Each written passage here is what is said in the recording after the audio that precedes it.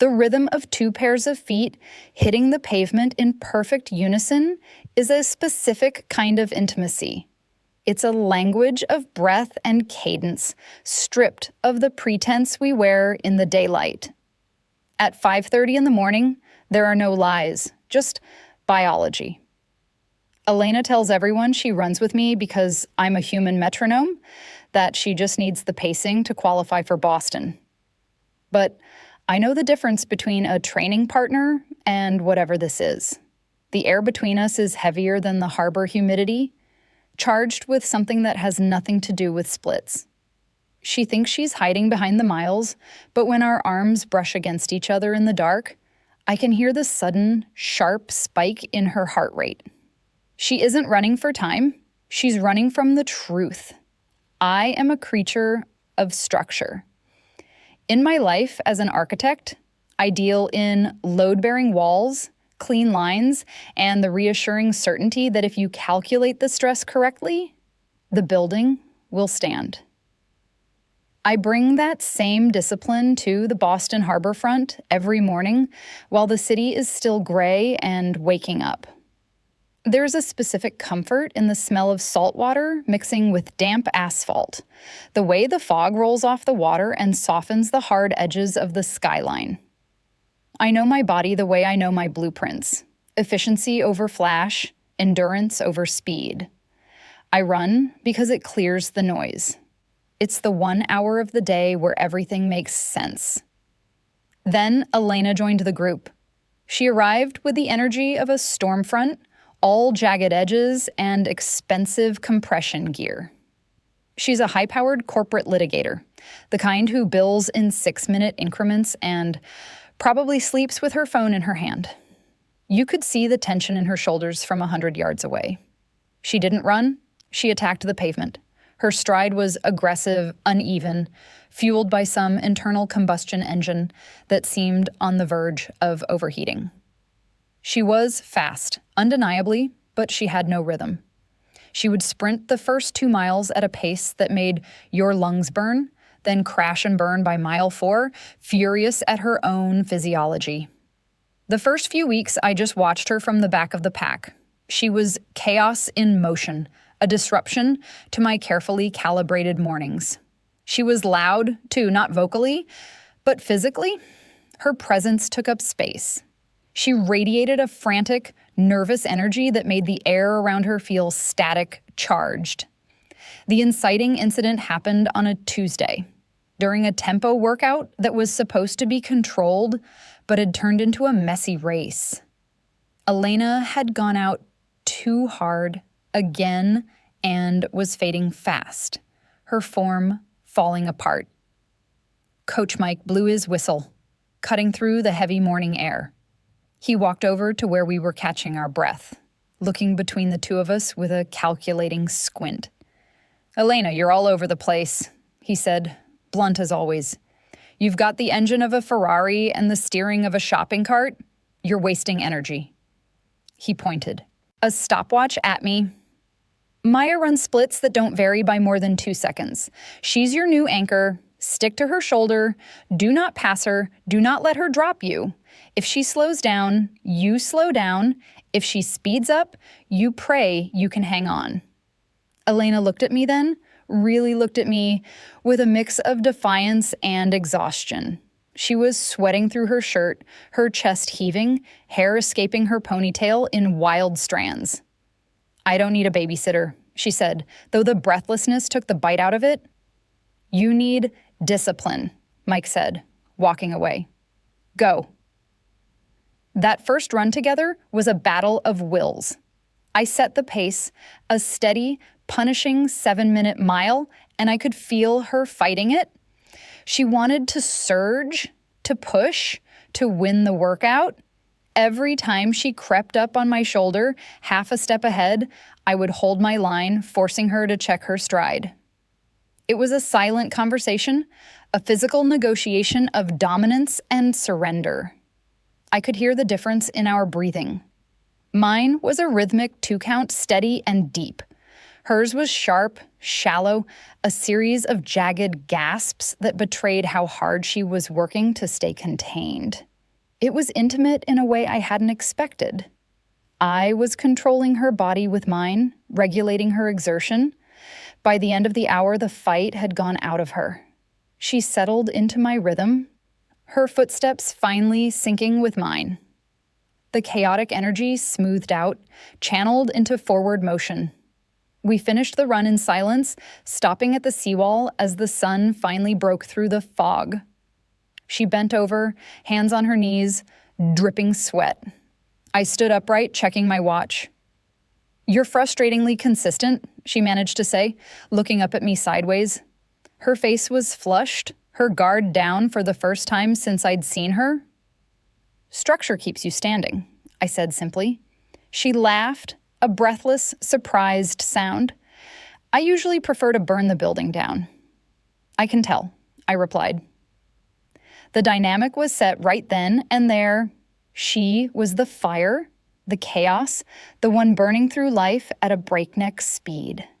And I was the anchor, the cool concrete, the only thing steady enough to keep her from spinning off the edge. We walked back to our cars without saying much else, but the air had shifted.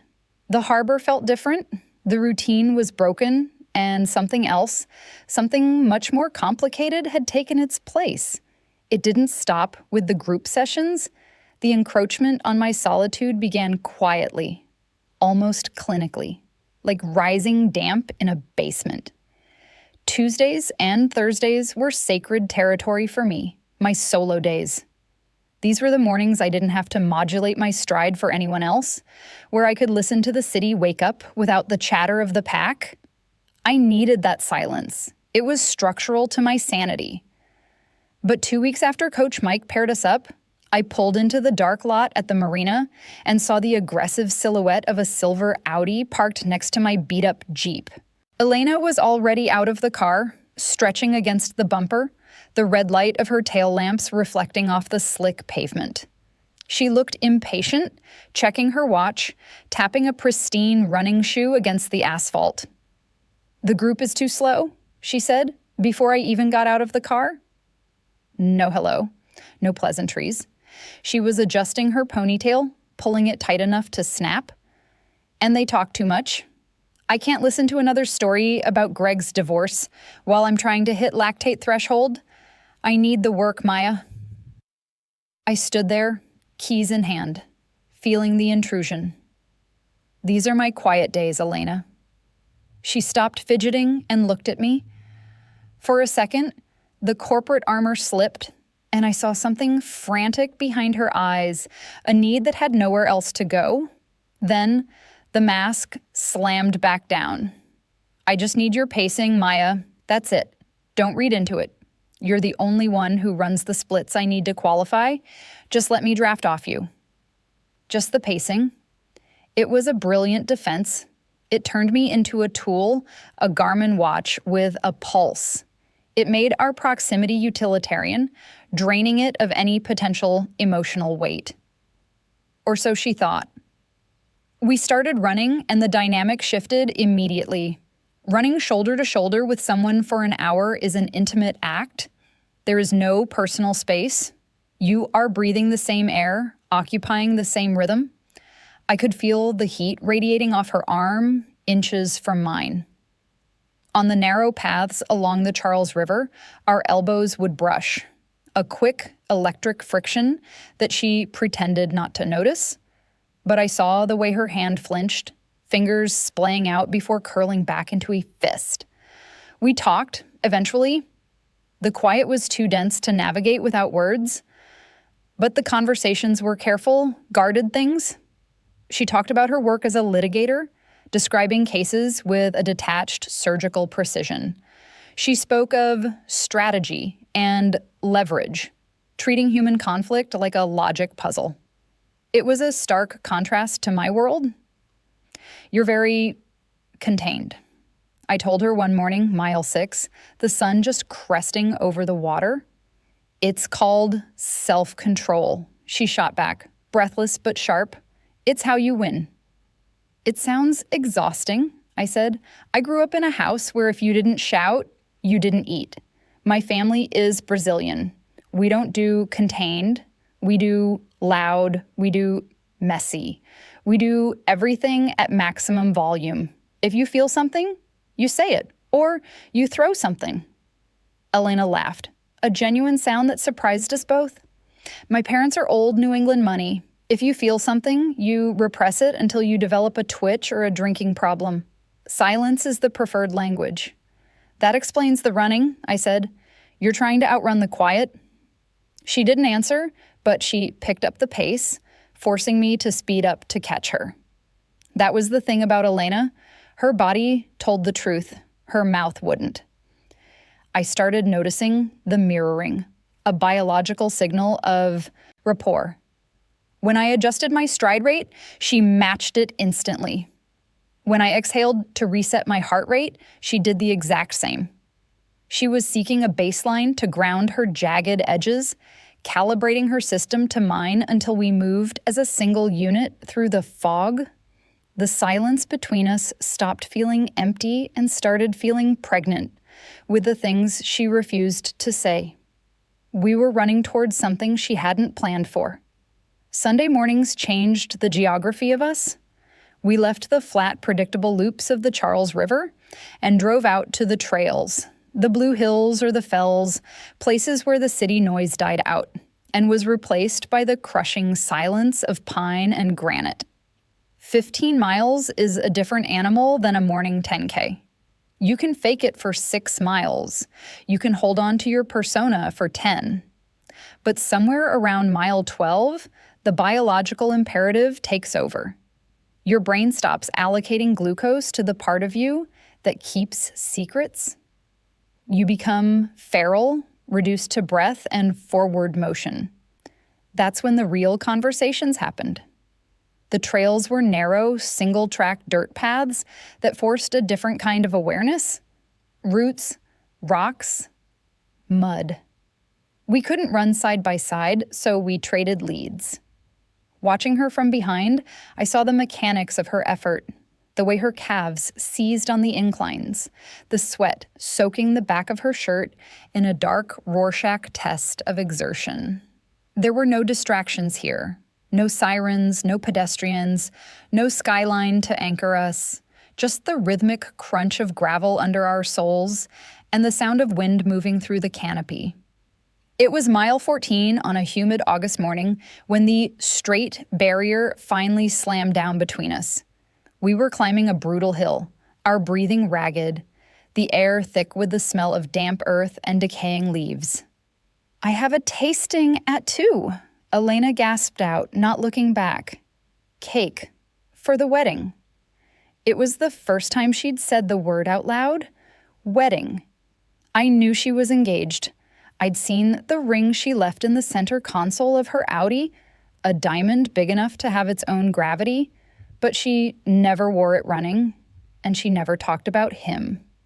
Jason wants vanilla, she continued, her voice tight with effort. He says it's classic. I think it's boring. I felt a sharp, ugly pang in my chest that had nothing to do with the incline. I was just the pacer.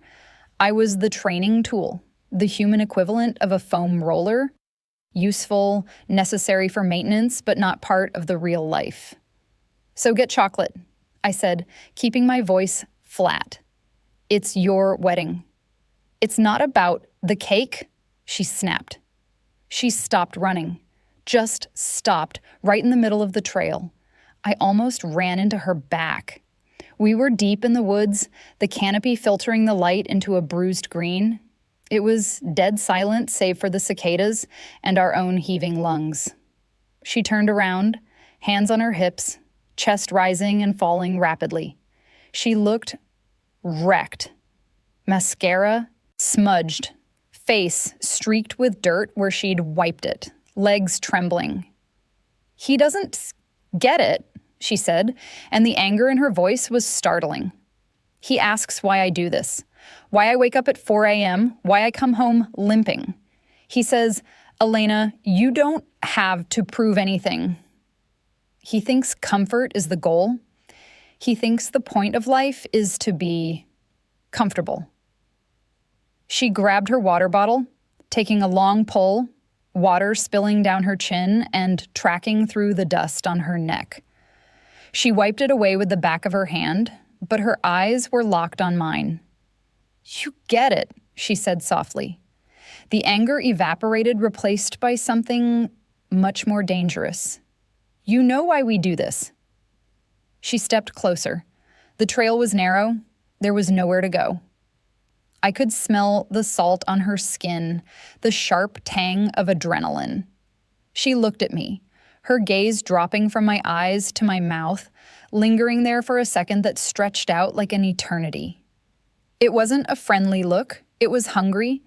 It was the look of someone starving who just realized they're standing in front of a feast they're forbidden to touch. "Comfort is a slow death," I whispered. It was the only thing I could think to say. Her eyes snapped back up to mine, wide, as if I'd just spoken a secret she was afraid to admit. For a moment, I thought she was going to bridge the gap. The air between us was vibrating, thick with everything we hadn't said for months. Then she blinked, and the moment shattered. She turned back to the trail. 2 miles to the car, she said, her voice rough. "Let's finish it." We finished the run, but the silence in the parking lot afterwards was deafening. Neither of us moved to unlock our cars. We just stood there, stretching against the metal, the ghost of that moment in the woods hanging between us, unacknowledged and terrifying. If the run is the drug, the cooldown is the withdrawal. It's the moment the endorphins start to recede, leaving you shivering and exposed in the harsh light of the morning. With anyone else, the post-run ritual is just mechanics. Foam rolling, static stretching, chugging stale coffee from a thermos while complaining about plantar fasciitis. But with Elena, the stillness was weaponized. Without the rhythmic distraction of our footsteps, there was nowhere to look but at each other. The silence wasn't empty. It was filled with the sound of our heart rates slowing down, out of sync for the first time in 2 hours. We were back at the trailhead parking lot, the gravel crunching under our shifting weight. The air had turned crisp, a precursor to autumn, and steam was rising off our skin in visible plumes, ghosting around us like smoke signals. The smell of the morning was specific and sharp. The medicinal sting of the tiger balm she applied to her calves, mixed with the dark, bitter scent of the espresso she always brought in a silver travel mug, and the underlying note of sweat that hadn't yet turned stale. Elena was leaning against the hood of her Audi, trying to stretch a hamstring that had been tight since mile 10. She was grimacing, frustration etched into the lines around her eyes. She moved with the stiffness of someone whose body was rebelling against the demands she placed on it. "I can't get the angle," she muttered, straightening up and rubbing the back of her thigh aggressively. "It's locked up. It feels like a steel cable in there." She looked at me then, a hesitation flickering in her gaze before she buried it under a layer of practicality. "Can you help me? Just apply some resistance. I need to force it to release." It was a standard request. Runners touch each other all the time. We massage cramps out of strangers' calves. We brace each other against walls. It's biological, medical, devoid of romance. But as I walked over to her, the gravel sounding impossibly loud under my shoes, I knew this wasn't standard. "Lie down," I said, my voice sounding rougher than I intended. She laid a towel out on the cold asphalt and settled onto her back, looking up at the gray sky. I knelt beside her. The proximity was instant and overwhelming. I could feel the heat radiating from her body, a physical force field that seemed to warp the air between us. "Lift," I instructed. She raised her right leg, and I caught her heel in my hand, placing my other hand just above her knee to keep the leg straight. Her leggings were slick, high-tech fabric that felt cool to the touch, but underneath, the muscle was hot and trembling. I was holding the weight of her, the density of her effort. "Tell me when," I said, slowly leaning my weight forward, pressing her leg toward her chest. "More," she breathed out, eyes squeezed shut. "Push harder." I leaned in. The mechanics of the stretch required me to be close, my shoulder hovering over her hip, my face inches from her knee. I was an architect. I understood leverage. I understood that if I applied force here, the tension would release there. But I was also a woman holding the woman I was falling in love with, and my hands were shaking. I watched the fascinating, violent tremor of her quadricep under my palm. It was a microspasm, a biological betrayal. She was fighting the stretch, her body's natural defense mechanism trying to protect the muscle, even as her mind commanded it to yield. "Breathe, Elena," I said softly. "You have to let it go." She exhaled, a long, ragged sound that hitched in her throat. It wasn't a sound of pain. It was the sound of a wall coming down. Her eyes flew open, locking onto mine. I was leaning over her, my hands anchoring her leg, and for a breathless second, the rest of the world dissolved. There was no parking lot, no trees, no fiancé waiting with vanilla cake samples. There was just the pressure of my hand on her leg and the absolute, undeniable panic in her eyes that mirrored my own. She wasn't reacting to the stretch. She was reacting to the heat of my palm. She was reacting to the fact that I was the only person in her life who knew how to handle her resistance without breaking her. The air thickened, coiled tight like a spring about to snap. I saw her pupils dilate, swallowing the iris. She looked at my mouth, then back up to my eyes, panicked. Then the snap. She jerked her leg away from my grip, scrambling backward on the towel like she'd been burned. She sat up, chest heaving, forcing a laugh that sounded brittle and fake. "Okay, that's good," she said, her voice an octave too high. Yeah. I'm just tight. Need to drink more water. You know how it is." She stood up too fast, swaying slightly, and immediately turned her back to me to fumble with her keys. She was retreating. She was rebuilding the walls I had just helped her dismantle. "Elena," I started, staying on the ground. "I have to go," she interrupted, not looking at me. "Client meeting, Sunday brief, I'm late." She threw her towel into the back seat and dove into the car.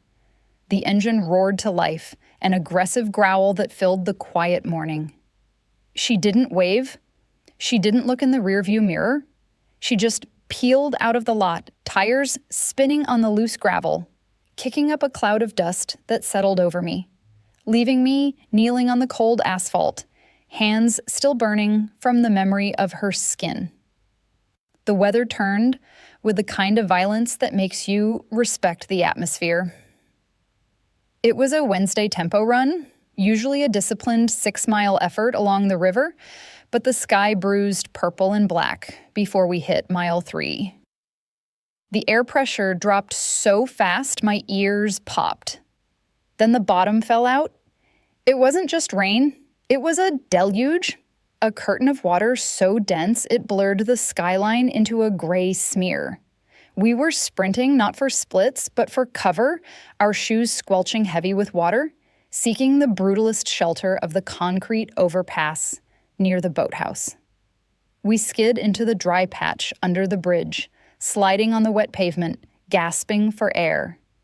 The world instantly narrowed down to this, a 20-foot square of dry concrete, the deafening roar of rain hitting the river, and the sound of our own ragged breathing echoing off the underpass walls. It felt like we had been sealed inside a drum. The visual impact of the storm was immediate and exposing. Elena was soaked. Her hair was plastered to her skull, dark strands glued to her neck. Her running clothes, usually sleek in their expensive precision, were now a second skin, clinging to every muscle, every curve. Water dripped from her nose, her chin, the hem of her shorts. She looked raw. The corporate polish. The engagement ring she claimed was being cleaned. The carefully curated persona, it had all washed away in the downpour.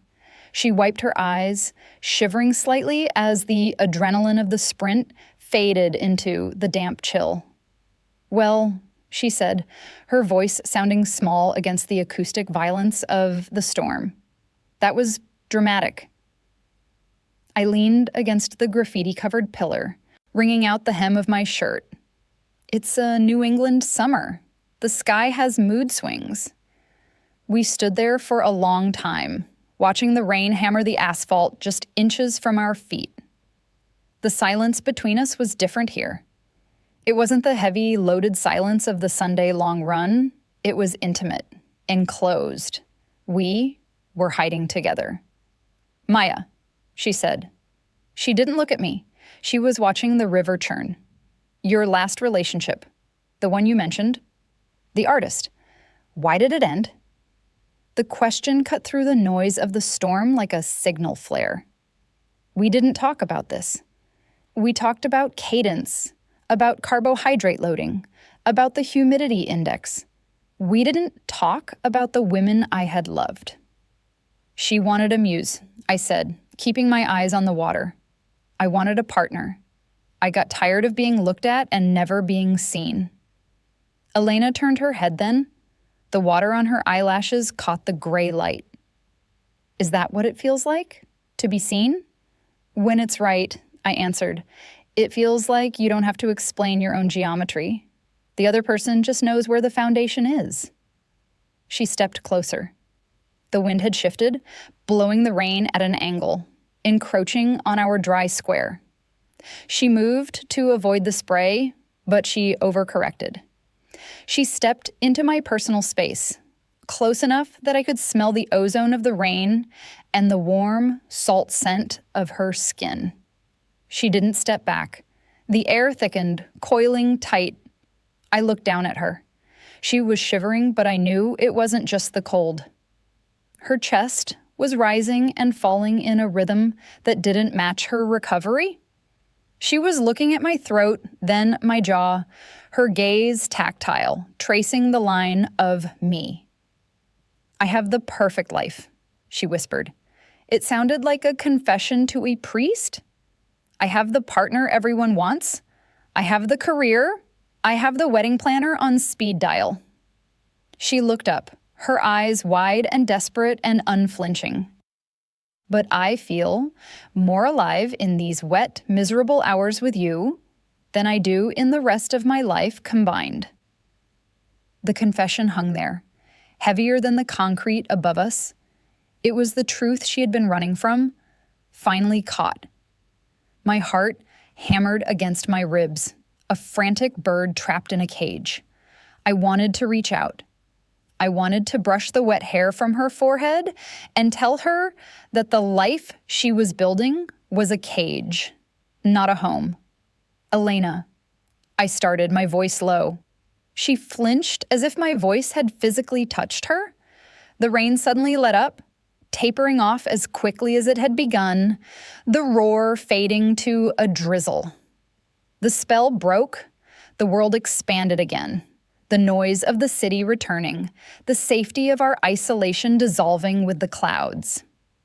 "It's stopping," she said, stepping back abruptly, putting 3 feet of distance between us. She hugged her arms across her chest, pulling her guard back up. "We should finish the loop. I can't be late today."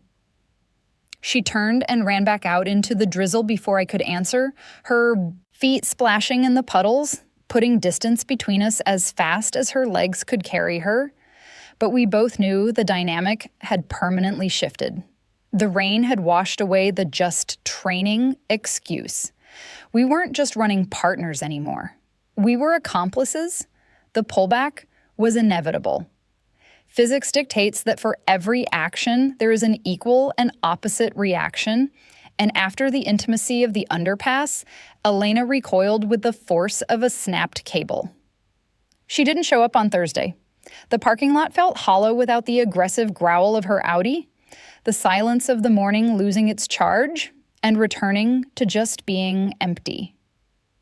I ran the loop alone, my pace consistent, my breathing steady, but the rhythm felt off, like a song missing its bass line. The text arrived at 9:00 a.m. safe business hours. Grade 1 calf strain, it read, need to rest it. Coffee instead? Saturday, 10 a.m., the high street place. It was a tactical retreat. I knew it, and she knew I knew it. I've been running for 15 years. I know the mechanics of the body.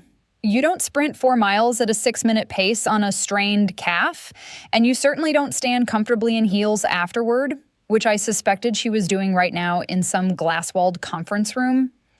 The injury was a fabrication, a phantom pain conjured up to protect the only muscle that was actually in danger, her heart. She was removing the catalyst. If we didn't run, we didn't sweat. If we didn't sweat, we didn't strip away the defenses. She wanted to move the variable of us into a controlled environment, somewhere well-lit and public where the biology couldn't take over. I agreed to the coffee because I wanted to see how long she could keep up the performance. The cafe was a sensory assault compared to the harbor.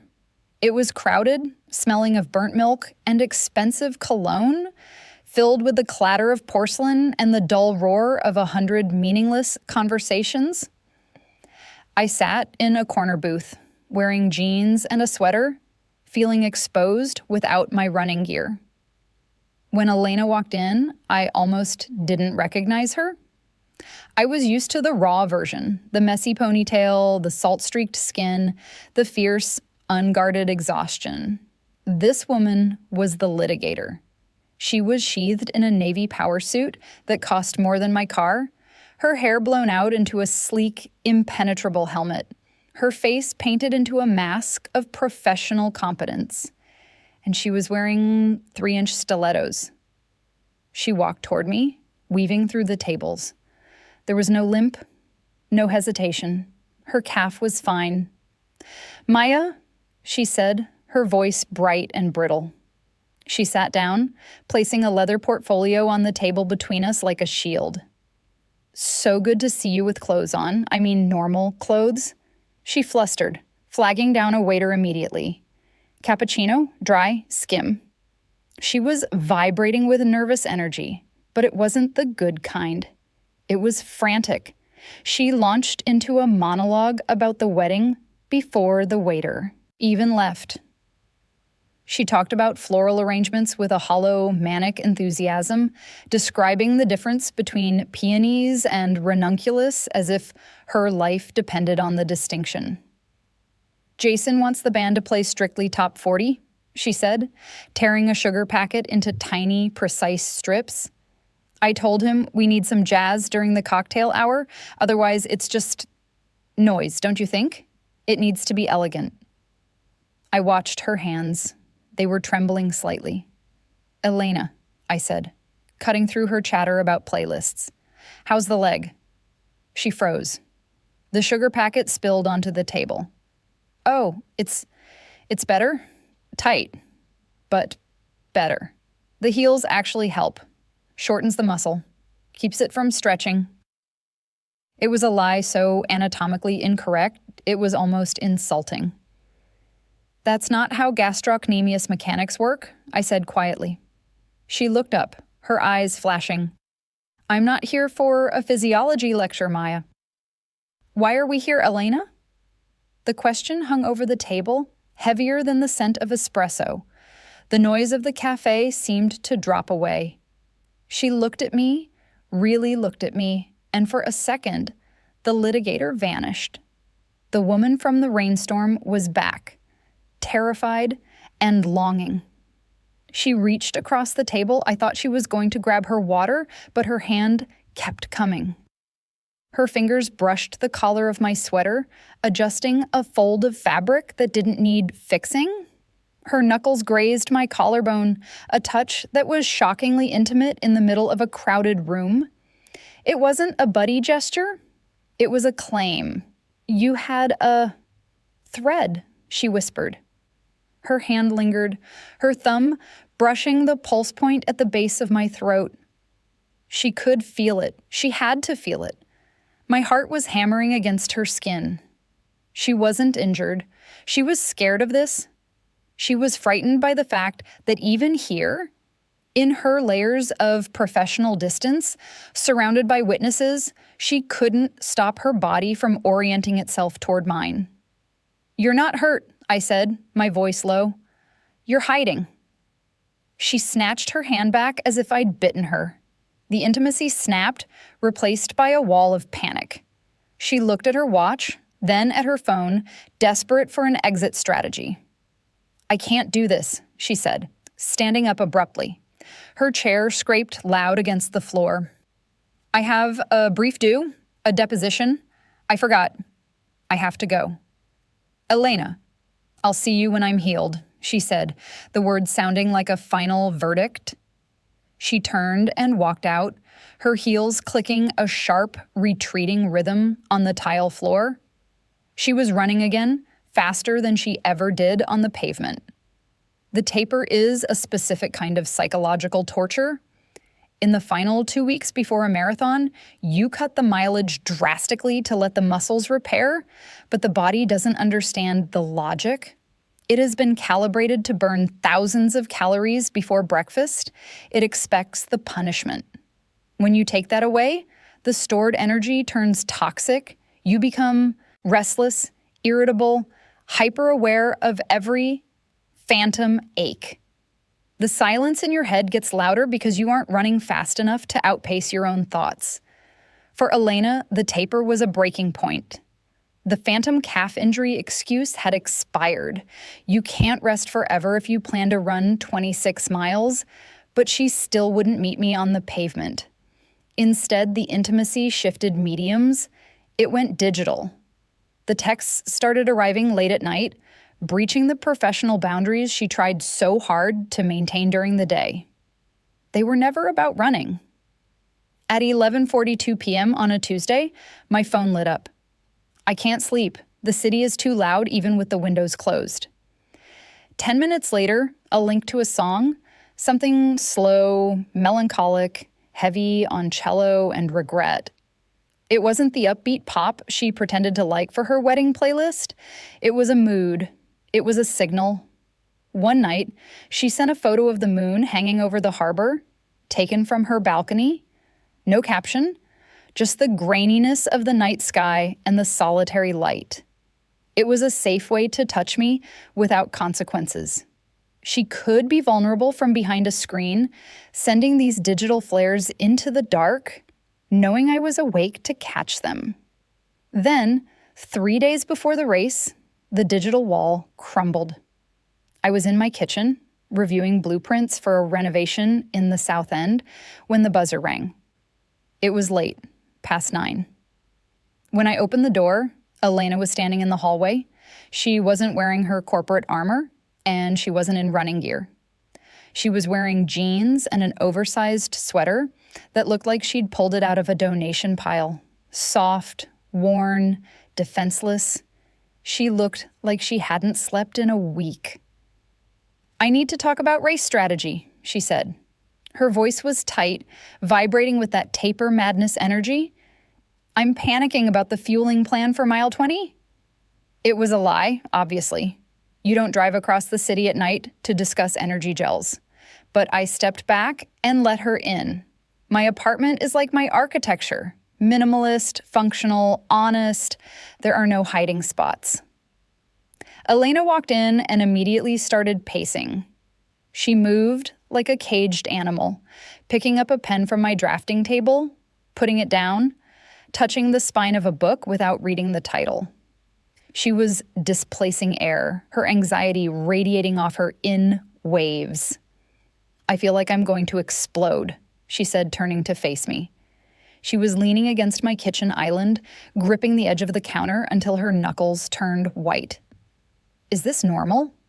The waiting? It feels like everything is suspended." "It's the taper," I said, leaning against the refrigerator, keeping my distance. "Your body is ready. Your mind is just looking for problems to solve." It's not the race, she whispered. The admission hung in the quiet kitchen. She looked up at me, her eyes dark and searching. I'm looking at the rest of my life, Maya, and it feels like a script someone else wrote. I'm hitting my marks. I'm saying the lines, but the structure, the load-bearing walls. She trailed off, using my own language against me. I don't think the foundation is sound. I think if I put any real weight on it, the whole thing collapses. The air in the kitchen thickened, charged with the same electricity we felt on the trails, but condensed now into this small, dimly lit room. She pushed off the counter and took a step toward me, then another. She stopped 2 feet away. I could smell her, not sweat and rain this time, but sandalwood and the distinct, clean scent of her skin. She was looking at my mouth. Her breathing was shallow, rapid, sinking with mine across the gap. She wanted me to close the distance. She wanted me to reach out, to grab her, to kiss her. She wanted me to be the reason she blew up her life so she wouldn't have to take responsibility for the demolition. She wanted to be swept away so she could say it wasn't her fault. I didn't move. I kept my hands at my sides, palms flat against the cool metal of the fridge. I loved her enough to run 1,000 miles with her, but I loved myself too much to be her escape hatch. She had to choose this. She had to break the seal herself. Trust the training, Elena, I said, my voice steady, holding her gaze.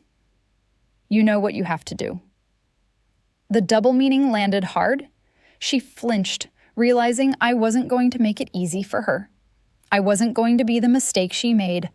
I was the truth she had to accept. She stared at me for a long, agonizing moment, the desire warring with the fear in her eyes. Then the fear won. She stepped back, the moment collapsing in on itself. Right, she said, her voice hollow. Trust the training. She turned and walked out the door without another word. The latch clicked shut, a final, sharp sound that echoed in the empty apartment, leaving me alone with the blueprints of structures that were actually built to stand. Race day is a beast that eats structure for breakfast. The start line in Hopkinton is a nervous ocean of 30,000 bodies, smelling of discarded layers, menthol, adrenaline, and fear. We found each other in the corral, standing shoulder to shoulder in the crush of humanity. Elena was vibrating, her eyes hidden behind mirrored aviators, her jaw set tight enough to snap. She didn't say a word. She didn't have to. The air between us was a tether, pulling us tight against the chaos. When the gun went off, we didn't surge with the crowd. We just started the work. The first 20 miles were a blur of perfect execution. We were a machine, a single organism moving through the landscape. I checked the splits, she matched the stride. We moved through the screaming crowds of Wellesley, the quiet stretches of Newton, locked in a bubble of silence that no spectator could penetrate. It was the most intimate we had ever been. Publicly visible to 1 million people, yet completely alone in our shared suffering. We were running the race we had trained for, the one where she drafts and I lead, the one where the roles are defined and the outcome is predictable. But the marathon doesn't actually start until mile 20. That's when the glycogen runs out. That's when the biology fails, the logic dissolves, and you are running entirely on spirit. We hit the hills at mile 21, and I felt the tether slacken. I heard the change before I saw it, a hitch in her breathing, a stumble in the rhythm that had been metronomic for 3 hours. I looked over. Elena was cracking. Her shoulders had hunched up toward her ears, her stride shortening into a defensive shuffle. The facade was gone. The confident athlete was gone. She was just a body in revolt. Go, she gasped, waving a hand at me without looking up. She sounded wrecked. Don't wait. Your time. Go. She was giving me an out. She was telling me to save myself, to leave her behind in the wreckage of her own making. It was exactly what she expected everyone in her life to do. To prioritize the metric, the success, the finish line over the person. She thought I was running for the clock. I didn't speed up. I broke the cardinal rule of racing. I sacrificed the time. I drifted right, invading her lane, closing the gap until our arms were brushing again, friction generating the only heat left in the world. No, I said. It wasn't a suggestion. I can't, she choked out. Her face was contorted, sweat streaming down her cheeks, mixing with something else. She was crying. Not the polite, silent tears of a bad day at the office, but ugly, heaving sobs that shook her whole frame. Look at me, I commanded. I reached out and grabbed her hand. It was clammy and shaking, but I squeezed it hard enough to hurt, hard enough to ground her in the physical reality of the moment. You are not doing this alone. You are right here. Stay with me. She looked at me then, through the dark lenses, and I saw it. The absolute devastation of her defenses. The physical pain of the marathon had stripped away the ability to lie. She wasn't crying because her legs hurt. She was crying because she knew that once she crossed this finish line, she couldn't go back to the life waiting for her. She was mourning the woman she was supposed to be. It hurts, she sobbed, her breath hitching in a jagged rhythm. I know, I said, holding her hand, refusing to let go even as we navigated the crest of the hill. It's supposed to hurt.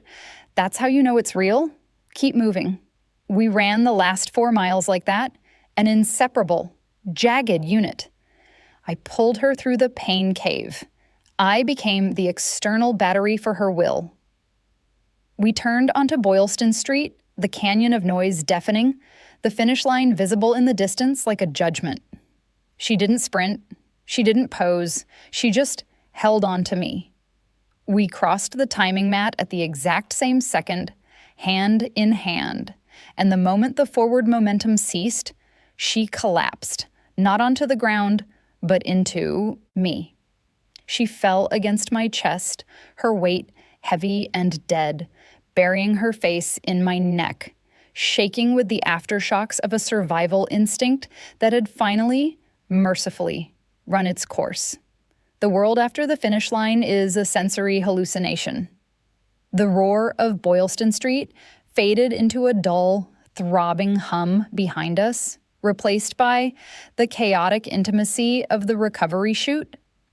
We were just bodies now, shorn of the athlete persona, reduced to shuffling zombies wrapped in crinkling mylar blankets. The adrenaline that had carried us for 4 hours crashed hard, leaving us hollowed out and trembling. My legs felt like they didn't belong to me, heavy and foreign, but my hand was still locked in hers. We didn't go to the medical tent. We didn't look for her fiancé. We walked, slow and painful, toward the hotel, moving through the crowds like we were in a different dimension. The elevator ride up to the room was silent. The only sound, the rustle of the foil blankets and the ragged intake of our breath. When the hotel room door clicked shut, the silence was absolute. It was an airlock, sealing out the noise, the expectations, and the life waiting for her at the finish line party. Elena sat on the edge of the bed, the mattress groaning under the shift in weight. She let the mylar blanket slide off her shoulders, pooling on the floor like shed skin. She stared at her hands, which were salt-crusted and shaking. Her face was scrubbed clean. No makeup, no defenses, just the raw, red flush of effort and the clean tracks where tears had cut through the grime. She looked wrecked. She looked beautiful. I would have stopped, she said, her voice raspy, damaged from the breathing and the crying. She didn't look up. At mile 22. I was done. The tank was empty. I leaned against the dresser, clutching a bottle of water I didn't have the strength to open. The room smelled of antiseptic hotel soap and the sharp metallic tang of our own sweat. You had more in you. You always do. You just needed to remember the structure. She shook her head slowly, a jagged motion. No, it wasn't the legs. It was everything else. She finally looked at me, and the devastation in her eyes was total. I told myself it was just logistics, a means to an end, just someone to keep me on track so I could get the medal and go back to my life. Elena, I said softly, pushing off the dresser. My quads screamed in protest, but I crossed the distance between us. We stopped running for time 10 miles ago. You know that? I know, she whispered. And now I can't go back. She stood up, unsteady. She reached out, her fingers cold and tacky with energy gel, touching my arm to ground herself. I can't go back to the apartment, Maya. I can't go back to the vanilla cake. I can't go back to the silence. I crossed the line and the geometry is different on this side. You don't have to go back, I told her. The door's open. I don't want to be safe anymore, she said. Then she moved. It wasn't graceful. It was a collision. She grabbed the front of my salt-stained shirt and pulled me down to her. The kiss tasted like salt and Gatorade and exhaustion. It was messy, chapped, and desperate, a release of 6 months of held breath. Her skin was fever hot against mine, burning through the damp clothes. There was no hesitation now, no analyzing the splits. It was just the undeniable crushing weight of her desire finally landing where it belonged. My hands found her waist, pulling her closer, anchoring her against the vertigo of the moment. She made a sound against my mouth, half sob, half relief, and I knew. The marathon wasn't the event. The marathon was the excuse. She had run 26 miles just to find the courage to do this. She pulled back, just an inch, resting her forehead against mine, our breathing syncing up one last time in the quiet room. I'm not marrying him, she breathed. I know, I said, my thumb tracing the line of her jaw. I think I'm in trouble, she murmured, eyes closed, leaning into my touch. No, I answered. You're just finally off the treadmill. 3 months later, the morning air is crisp, but the desperation is gone. We aren't training for anything specific today. We're just running. Elena's on my left, matching my stride perfectly, but she's talking about a new case, laughing at her own joke, her engagement finger bare. We don't need to track the splits anymore. We run because we belong here together. If you've ever found clarity in the miles, subscribe and share your story below.